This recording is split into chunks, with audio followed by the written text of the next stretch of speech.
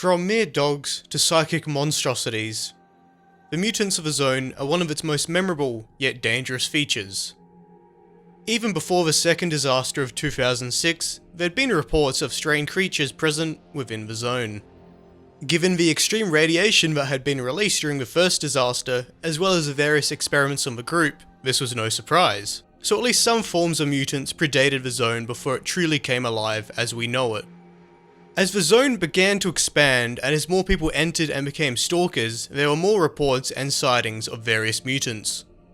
While mutants like the blind dogs, Flesh, Boar and Tushkano are abominable mutations, it's still easy to identify them from their regular counterparts. It's most likely that these mutants were just affected by the extreme radiation of the zone, rather than the genetic and psychic experiments done by the group. Then we have the pseudo-dogs and psi-dogs, and if you're like me, you probably never noticed there was a difference. Both are signs of experimentation from the group though. While pseudo-dogs clearly resemble dogs, given their name, they're actually a combination of different mammal DNA, while psi-dogs, which are relatively similar looking, are one of the first examples of psychic experimentation on life forms within the zone. Given how they can distort a stalker's vision and create illusions of itself, I'd say it works quite well. We then have the Chimera, a heavily experimental type of cat-dog hybrid. It's fast and deadly, although it's much rarer than the other mutated animals of the zone. As we move on from mutated animals, there's also a broad range of mutated humans from irradiation and experimentation. The simplest of these is the common zombie, not a mutant in the traditional sense, but because of the psi radiation from things like the Brain Scorcher, Miracle Machine, as well as controllers. While most of their higher brain functions have been eradicated, they're still able to walk, talk and shoot, although to a less precise degree. They also feel no pain. A more hideous humanoid mutation is a bloodsucker. Fast and stealthy, they're somehow capable of effective optic camouflage. Given that they also suck the blood of their prey, they become one of the most feared monsters within the zone.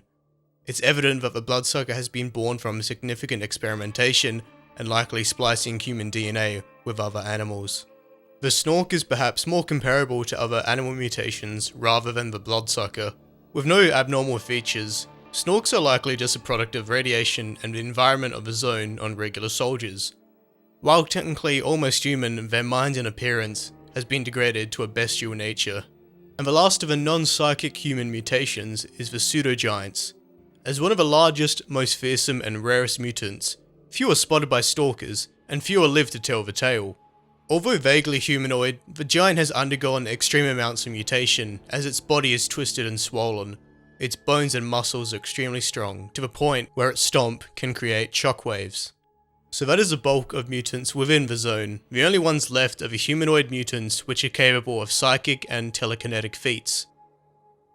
The Controller is perhaps the most dangerous mutant, at least to stalkers. Although it can launch psychic bolts to harm an individual, its most powerful and most feared feat is the ability to control one's mind. Due to psychic experimentation, they're capable of nearly instantaneously turning a healthy-minded stalker into a subservient zombie. While Controllers are psychically gifted, Buras are telekinetically powerful. Although their bodies are atrophied to now resembling dwarf-like creatures, they can telepathically control and weaponize physical objects, send a telekinetic blast similar to Controllers, as well as create a telekinetic shield protecting it from all physical harm. They're also capable of draining a stalker's stamina and pulling their weapon from them. They're not perhaps as deadly as a Controller, but given that they are almost always found in at least groups of 2, they're a terrible nuisance. And finally, there is the Poltergeist. Similar to a Bureau, they control telekinetic powers, but their body is always invisible when alive, so it's possible that they may get mistaken for an anomaly, as all that can be seen of them is an electrical cloud. Despite seeming quite threatening, they're relatively less dangerous compared to Controllers and Bureaus, as one can often see its forecasted attacks. There's also the Pyrogeist, which glows orange rather than blue. All it really does is produce fire similar to the burner anomalies, although it's unknown what they really look like as they explode on death. So that's all for the mutants of the zone, or at least the ones in vanilla games. So there were some mutants which were designed and planned, but never put into the games. They're often found restored in mods though. These are cats, fractures, regular zombies and Carlix. while plant mutants that were scrapped earlier in the process were phantasms, Morlocks, and counterparts. If you enjoyed this video, be sure to subscribe and click the bell to know when other videos are out. Be sure to let me know what you thought down below and to leave a like. You can also keep in touch with me over Twitter and Discord, links are in the description. I hope you enjoyed, and as always, thanks for watching.